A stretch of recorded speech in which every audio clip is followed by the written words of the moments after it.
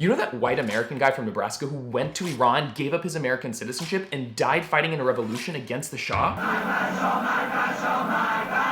No, not that revolution. Another revolution against a different Shah. Over 100 years ago, a Christian missionary from Nebraska traveled to Iran to preach the gospel, ended up falling in love with the country and its people, and died while fighting alongside Iranians in the country's first major revolution. His name is Howard Baskerville, and not a lot of history books will tell you about him, neither here nor there.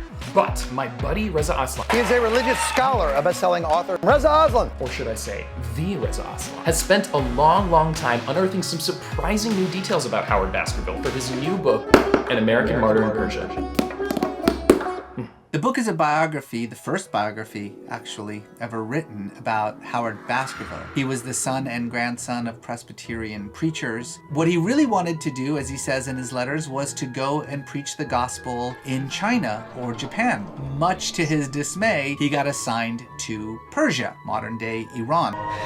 I don't want to go. Baskerville starts reading all these reports from other missionaries, and they're saying some pretty crazy negative things about Iran. Probably nowhere in the world has deceit been more nearly universal, the state of the family and women more degraded, and the ruins of past achievement more manifest than in Persia. Howard Baskerville is reading these reports, and Persia is the last place on earth that he wants to go. Baskerville gets assigned to the northwestern Iranian city of Tabriz, the second largest city in Iran at the time. So he arrives in the fall of 1907. His job is to teach English and history, and obviously to preach the gospel. He arrives in Tabriz at an auspicious time. 2 years earlier, 1905, marks the beginning of a historic movement known as the Iranian Constitutional Revolution. Iranians pour out into the streets demanding a constitution that would create a parliament and limit the powers of their king, Mozaffar-ed-Din Shah. And in 1906, they finally get what they want. Mozaffar-ed-Din Shah relents and signs a declaration that creates a constitution and a parliament. A very progressive document that allows for freedom of speech, freedom of conscience, even freedom of religion.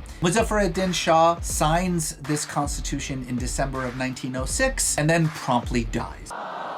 Muzaffar's young son, Muhammad Ali, becomes the Shah, and this guy is not a good guy. He is like Joffrey from Game of Thrones level evil. He rolls cannons up to the Parliament building and destroys the building with the parliamentarians inside.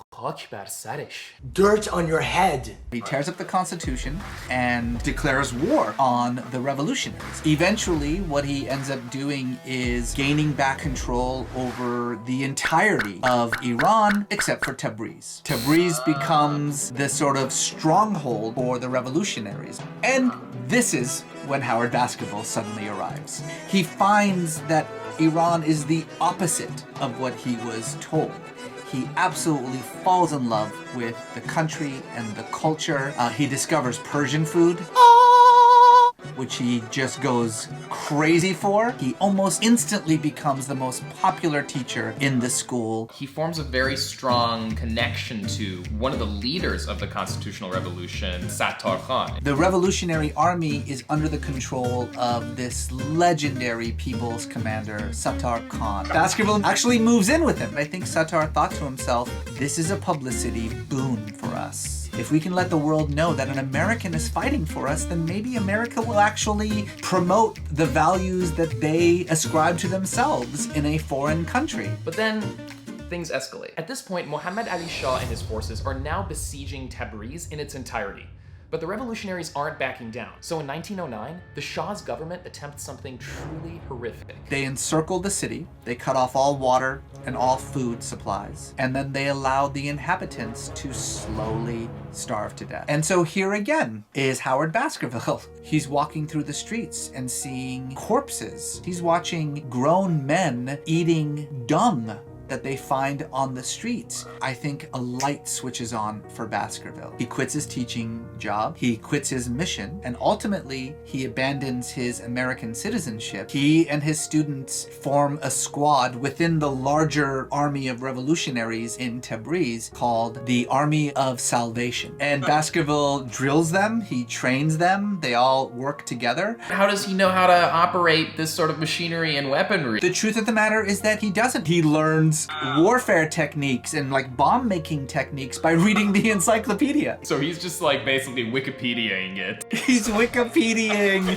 a revolution. Well, the State Department freaks out. You can't do this. These are not your people. This has nothing to do with you. And Baskerville very famously says, "The only difference between me and these people is my place of birth, and this is not a big difference." he renounces his citizenship and he says, "I will not renounce my faith. I am a Christian, but I think this is what a Christian would do." Then, on April 19th, after months of siege, things get somewhat bleak for the revolutionaries. Somebody has to try to get past these soldiers and open the road and go get help, go get food. Baskerville and a small number of his students try to break through the siege. It doesn't last very long. Baskerville gets shot in the heart and he dies. But a few hours later, because of the publicity and the attention that the siege was getting, and in particular Baskerville's actions, the Russians and the British forced the Shah, under threat of full-scale invasion, to release the siege and to allow food and medical assistance to enter Tabriz. As soon as that happens, the revolutionaries march on Tehran and ultimately bring the Shah down from his throne, re-establish the constitution,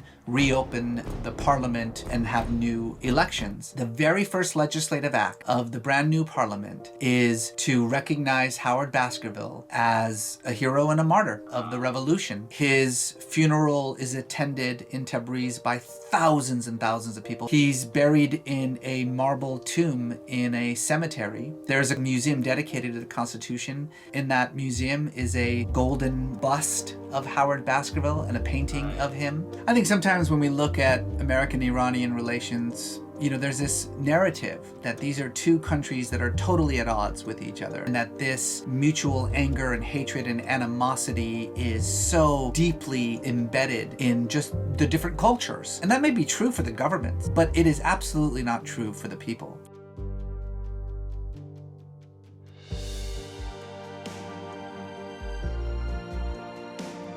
My goal is to make sure that every Iranian and every American knows the name Howard Baskerville, and that name represents all that these two peoples have in common.